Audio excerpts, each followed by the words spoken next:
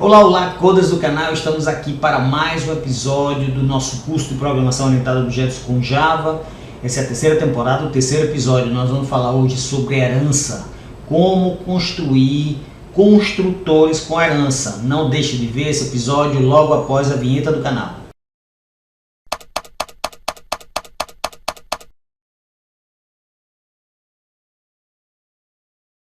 Bom pessoal, vamos dar continuidade ao nosso curso de Programação Orientada a Objetos. Nós falamos no episódio anterior, se você não viu, volte lá e reveja. Nós falamos sobre herança e aí eu gostaria de falar um detalhe com relação à herança que às vezes pega as pessoas de surpresa, que é a herança com construtores. Se você tiver alguma dúvida, deixe seu comentário, é aqui que eu respondo assim que for possível. Vamos dar uma olhada no seguinte, né? O exemplo que nós fizemos aí no episódio número 2, usando as classes aluno e pessoa, a gente não colocou construtores, né? Isso foi feito de forma proposital, porque a gente tem um problema, entre aspas, que eu gostaria de tratar num episódio separado. Então vamos dar uma olhada na implementação do que nós fizemos com relação à classe pessoa. Eu diminuí aqui o tamanho, né? Eu deixei só um atributo string e adicionei um construtor a ele chamado pessoa, né? A gente já viu isso na temporada passada, como criar construtores.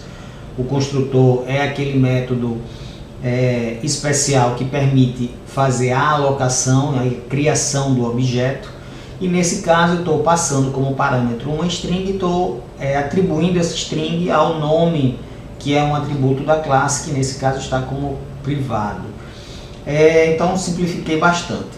Eu gostaria de mostrar, eu vou mostrar todos os slides e depois nós iremos lá para o Visual Studio para a gente dar uma olhada, né? O que acontece quando você cria esse construtor, né? Esse construtor ele não existia, eu criei ele dentro da classe pessoa e quando eu crio, o que a gente tem é essa mensagem aí, nós vamos ver lá daqui a pouco no Visual Studio. Ele disse assim, ó, o construtor pessoa não está definido, ou seja, ele não existe, você tem que implementar, é isso que ele está dizendo, né? O que acontece, né? Também nós vimos na segunda temporada, reveja, volte lá e dê uma olhada. O que acontece quando você cria um construtor na sua classe? O construtor padrão, que é o construtor sem parâmetro, ele deixa de existir, ele passa a ter apenas aquele que você definiu. E aí o que acontece quando você cria a classe aluno? Quer dizer, quando você vai para a classe aluno que não tem o construtor pessoa, o que ele está tentando como é que ele vai fazer a construção? Ele não consegue achar o construtor padrão. Então, ele está dizendo, olha, você tem que fazer algum mecanismo aqui para que eu possa fazer a criação do objeto, já que o construtor padrão da classe pessoa, ele não existe. Então, eu tenho que tomar alguma atitude.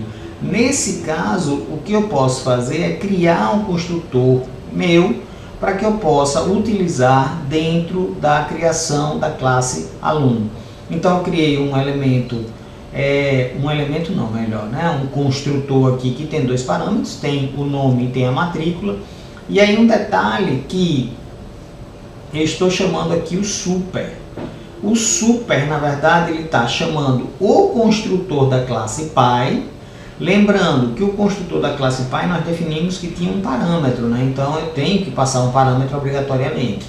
Então eu tenho esse elemento chamando o construtor padrão da classe pai e também atribuindo a matrícula aqui ao atributo que foi definido para a classe aluno. Então é isso que a gente faz, né?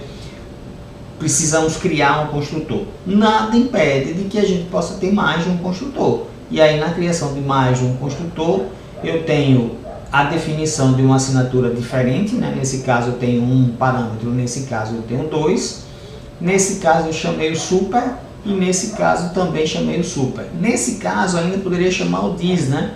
E chamaria esse e esse chamaria o anterior.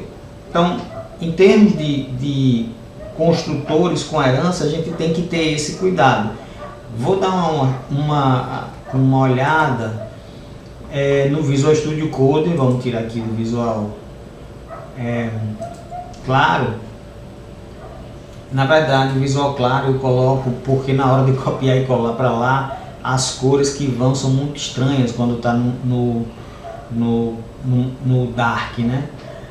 Quando eu digo daqui para lá é nos slides, né? Porque eu pego muito isso aqui e levo para lá. O que acontece é que quando você cola ele vai com a cor bem estranha, por isso que eu troco a cor. Bom, então aqui eu tenho a classe aluno, vamos dar uma olhada na classe pessoa, veja que não tem erro, porque aqui na classe pessoa não foi criado um construtor. Vamos criar o construtor. Então, public pessoa, e eu estou passando como parâmetro o nome. E aqui eu estou fazendo a atribuição do nome que veio como parâmetro para o parâmetro. Aqui pode ser private, pode ser protected, pode ser qualquer coisa, né? Vou botar protected que eu prefiro. Então o que acontece aqui, nesse caso, eu salvei aqui, vamos vir para a classe aluno, veja que aqui já está mostrando aquilo que estava lá no slide. Então, ó, o construtor pessoa, ele não está definido, e aí você tem que definir um construtor aqui para essa classe aluno. Então aqui veja que eu não consigo fazer nada porque ele está com erro, ele está apresentando erro de compilação. Então aqui nós podemos criar um construtor padrão, e aí eu vou criar o construtor passando somente o nome. E aqui, nesse caso, veja que ainda continua com erro, porque vamos ver o que ele está dizendo aqui. Ó. Ele disse que também, ele continua dizendo que não consegue compilar porque não foi feito o construtor padrão pessoa, né, sem parâmetro. E aí você tem que chamar o construtor, que é o construtor passando como parâmetro o nome. Veja que ele está aqui. Ó. Aí agora sim ele passa a ter uma compilação sem problema. E eu posso chamar aqui, posso criar um outro construtor,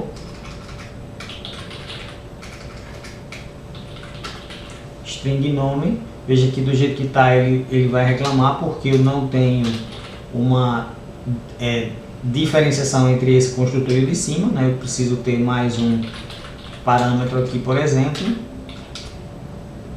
E esses dois, veja que continua dando erro, né? Porque, mais uma vez, o erro é o mesmo. O construtor padrão pessoa ele não está definido e ele deve ser, um construtor deve ser invocado, ou seja, deve chamar o construtor. Eu posso chamar o this passando o nome. Ó. O que acontece nesse caso? O this passando o nome. Veja que essa implementação está diferente do que está no slide. Mas eu acabo de comentar, né? Essa chamada, na verdade, ele está invocando esse construtor aqui. Se eu colocar aqui super como está no slide, ele vai chamar o de pessoa. Ele não vai passar por isso. Então, essa é a diferenciação entre o this e o super. O super, ele vai para o de cima e o this, ele permanece na mesma classe. E aqui eu vou também fazer a atribuição da matrícula, né? Então, do jeito que está aqui, aí já tenho a implementação feita de acordo com a definição agora já da classe pessoa, tendo um construtor padrão, né? Se eu tiver o construtor, não tendo construtor padrão, se eu tiver o construtor padrão, aí eu não precisaria inclusive nem nada disso aqui, né? Mas é importante saber que quando você cria o construtor, nós já falamos isso, quando você cria o construtor padrão deixa de existir. Quando você tem herança, lembre, existe uma convocação da classe pai para a classe filha, só que como o construtor padrão deixa de existir, então você tem que arrumar para deixar tudo de acordo com aquilo que você gostaria de fazer na construção do objeto. Então, vamos voltar lá para a nossa apresentação. Era isso que eu gostaria de mostrar, de exibir agora com relação à herança em construtores, para que você não se confunda. Muitas vezes, né, eu já vi isso em sala de aula, a pessoa está fazendo, cria o construtor e aí na hora de criar a herança acaba sentindo necessidade de entender os motivos de o compilador estar dando erro naquilo que ele está criando, e justamente por isso, porque ele está tentando chamar o construtor padrão e ele já deixou de existir.